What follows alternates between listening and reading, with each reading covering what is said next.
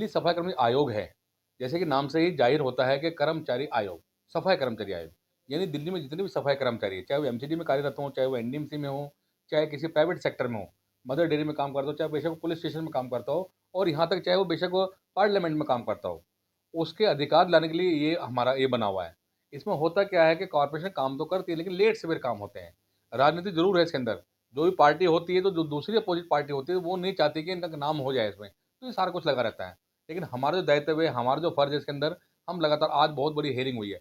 Sharda south zone के तमाम inspector वहाँ के तमाम एसएस वहाँ पे मौजूद थे यहाँ पे। तो जो भी कुछ हमसे बन पाता है और ये मुझे एक फ़ायदा और हो रहा है। फ़ायदा कहूँ या इसको मैं पहले ट्रेड यूनियन लीडर रहा हूँ and I had worked at least 30 years in MCD. तो मुझे सारी जानकारी भी है। तो उनका और आसानी हो जाती है मतलब काम करने में। तो जो कुछ कर्मचारी आयोग का दायित्व है वो हम भली-भाँति निभा रहे हैं उसको। सफाई कर्मचारी अक्सर ये कहते हैं कि उनको पक्का नहीं किया जा रहा है। ये पहले भी राजनीति का मुद्दा बना रहा है और अभी भी मुद्दा बना हुआ है, क्योंकि भाजपा की अब सरकार दिल्ली में आ चुकी है। वहीं अरविंद केजरीवाल की सरकार जो है निगम में है। तो क्या लगता है कि जो मुद्दा सफाई कर्मचारियों का है, वो किस तरीके से सॉर्ट आउट होता हुआ नजर आएगा? क्या अभी भी राजनीति बनी रहेगी उसमें? देखिए अभी क्या हुआ पिछले महीने हमने देखा, बिना किसी सोच समझ के, बिना किसी ठोस आधार के, यहाँ के जो वर्तमान में मेयर हैं, महेश कुमार जी, उन्होंने एक रेज़ोल्यूशन पास कर दिया। प्राइवेट पेमेंट जिसको कहते हैं, जिसकी कोई वैल्यू नहीं होती, कि जी हम 12,000 लोगों को पक्का कर रहे हैं। उसमें उन्होंने कोई ये नहीं दर्शाया कि केवल सफाई कर्मचारी हैं, इसमें बेलदार भी शामिल हैं, इसमें बागवानी के लोग भी हैं या इंजीनियर के लोग हैं, कुछ नहीं पता उन्हें। केवल राजनीति करने से मतलब है। इसके बावजूद हमने नोटिस दिया हुआ है उनको, यहाँ बुलाया है। भई कम से कम उनको क्लैरिफ़िकेशन होना चाहिए कौन से कर्मचारी हैं, ताकि जैसा कि संयोग बन रहा है इसमें या यूँ कह लीजिए जो पोज़ीशन बन रही है, अभी मुझे लगता है कि शायद अप्रैल के महीने से देश के अंदर ट्रिपल इंजन की सरकार हो जाएगी हमारे दिल्ली के अंदर। एमसीडी में भी, निगम में, इसमें दिल्ली सरकार भी और सेंट्रल गवर्नमेंट भी। तो उसमें केवल एक आदमी दोषी रहेगा।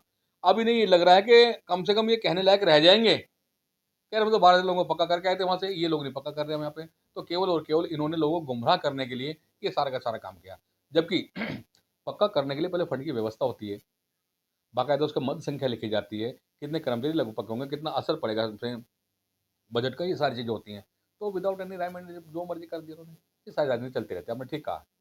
रेखा गुप्ता की बात करें तो रेखा गुप्ता अब दिल्ली की मुख्यमंत्री हैं। हाँ, हाँ। लगातार सुविधाएं देने के नाम पर जो घोषणाएं की गई थी हाँ, हाँ। दिल्ली विधानसभा चुनाव के अंदर, वही घोषणाएं जो है अभी तक नहीं मिल पा रही हैं। महिलाओं के लिए 2500 की योजना की बात करें, या फिर अभी तक जो कैसे फ्री रसोई गैस सिलेंडर की बात करें, इन योजनाओं को लेकर आम आदमी पार्टी की क्या रणनीतियां हैं?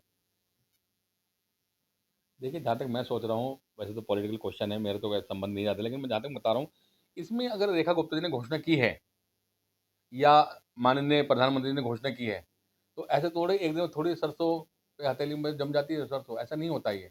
उसके लिए कानून बनाया जाता है। ये आम आदमी पार्टी की तरह नहीं है, वहाँ पे जाके जो मर्ज़ी कह दिया। वहाँ पे अब पंजाब की बात करें तो वहाँ तो अभी तक नहीं दिया इनको, जबकि 2-3 साल हो चुके हैं उनके। इन्होंने घोषणा की, कम से कम समय तो लगेगा। अभी होली का त्योहार चला गया, हो सकता है कि दिवाली के आप बिल्कुल 100% मिलेगा, जो कहा है तो सब कुछ होगा ऐसा करके। लेकिन अभी ये चाहे इसको इश्यू बना रहे हैं बिना बात का, एक इश्यू बना दिया बिना बात में, वहाँ इन्होंने बैठ के कि जी बाबा साहब अम्बेडकर जी की फ़ोटो हटा दी वहाँ से, इनका कोई लेना-देना नहीं है बिना बात में। ये बाहर बैठे हुए डफली बजा रहे हैं, वो बिना बात के नेतागिरी कर रहे हैं, कुछ भी नहीं इनके पास में काम करने के लिए।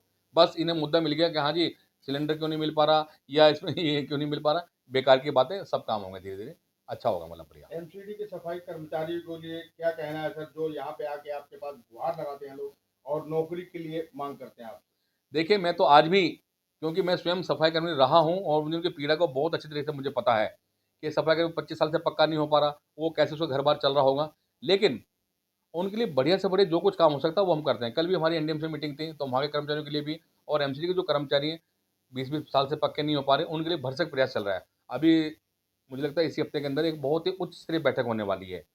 उस बैठक में और भी इतना अच्छा होगा, अनबिलीवेबल, अविश्वसनीय, कभी हमारे ने सोचा भी नहीं होगा कि ऐसा कुछ होने वाला है। ऐसा हम करवाने वाले हैं, ताकि सबका ही बेड़ा पार हो जाएगा और हमारे सारे कर्मचारी सीना ठोक के कह सकें, हम भी भारत के नागरिक हैं, हमें भी जीने का अधिकार है और हम भी कर्मचारी हैं देश के और हमें सैलरी मिलती है टाइम पे, हम परमानेंट हैं कम से कम, ऐसा कुछ होने वाला है। एमसीडी के अभी भी कर्मचारी ये कहते हैं कि संजय गहलोत जी पहले आए थे, जिस जोश और होश से काम करते थे और पक्के होते थे। अभी क्या उम्मीद उनकी वही जगी है या खत्म देखिए, हो गई? बिल्कुल मुझे एक बात का पता, निरंतरता, मेरा वो एक उद्देश्य है निरंतरता।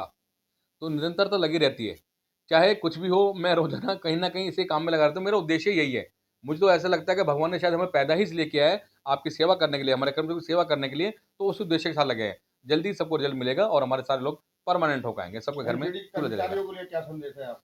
उनसे मैं हाथ जोड़ के प्रार्थना करना चाहता हूँ, सब एकजुट रहें अपना और एक दूसरे का आदर सत्कार करें। हमारे जो ट्रेड यूनियन लीडर्स हैं उनके साथ भी अच्छा तालमेल बना के रखें और जल्दी ही वे सब लोग परमानेंट होंगे। और इसके अलावा परमानेंट के अलावा भी बहुत सारे इश्यूज़ हैं, जैसे हमारे लिए आज तक भी शेल्टर नहीं बनाए गए बैठने के लिए। ऐसी बरसात में, ठंड में, गर्मी में महिलाएं कहाँ कपड़े चेंज करती होंगी, अपने बहुत सारी दिक्कत हमारे सामने है। परमानेंट तो करेंगे, साथ साथ जो भी हमारी मूलभूत समस्या है उन सबका भी निपटारा करेंगे।